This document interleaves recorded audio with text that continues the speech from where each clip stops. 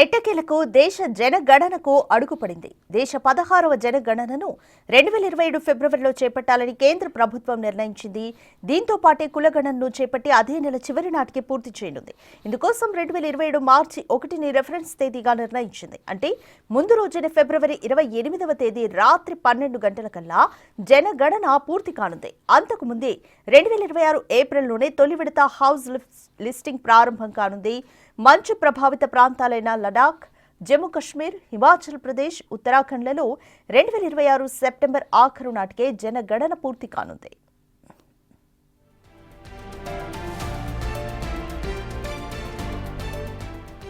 ఈ ప్రాంతాలకు 2026 అక్టోబర్ 1ని రెఫరెన్స్ తేదీగా ప్రకటించింది. జనాభా లెక్కల చట్టం 1948లోని సెక్షన్ 3 నిబంధనల ప్రకారం ఈ వివరాలను ఈ నెల 16న అధికారిక గెజెట్లో ప్రచురించనున్నట్లు కేంద్ర హోంశాఖ వెల్లడించింది.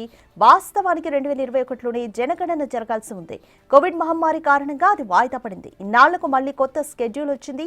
16 ఏళ్ల తర్వాత జనగణన జరగనుంది. ఇదివరకు కేవలం జనాభా లెక్కలు, ఎస్సీ, ఎస్టీ కులాల వివరాల సేకరణకే ప్రభుత్వం పరిమితమైంది. ఇప్పుడు తొలిసారిగా ఓబీసీ కులాల వివరాలను ప్రత్యేకంగా సేకరించనుంది. కుల గణనకు ఏప్రిల్ 30వ తేదీన జరిగిన రాజకీయ వ్యవహారాల కేబినెట్ కమిటీ ఆమోదం తెలిపింది.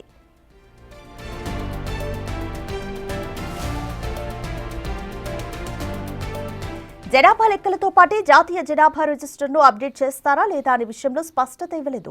2020లో జనగణన సమయంలో మాత్రం ఎన్పీఆర్ అప్డేట్ వెంటనే జరుగుతుందని కేంద్రం తెలిపింది. 2027లో జనగణనకు 13,000 కోట్ల వ్యయం అవుతోందని అంచనా వేస్తున్నారు.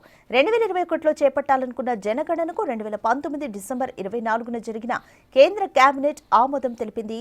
జనగణనకు 8,754 కోట్లు, ఎన్పీఆర్ అప్డేట్కు 3,941 కోట్లు ఇచ్చేందుకు అంగీకరించింది.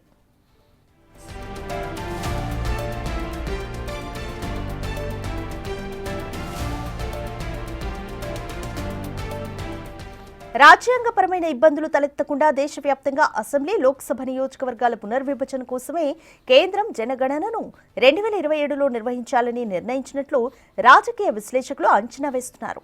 2026 తర్వాత జనాభా లెక్కలు సేకరించి ప్రచురించిన తర్వాతే సీట్ల సర్దుబాటు చేయాలని రాజ్యాంగంలోని ఆర్టికల్ 82, 170 చెబుతున్నందున ఈ దిశగా అడుగులు వేస్తున్నట్లుగా చెబుతున్నారు.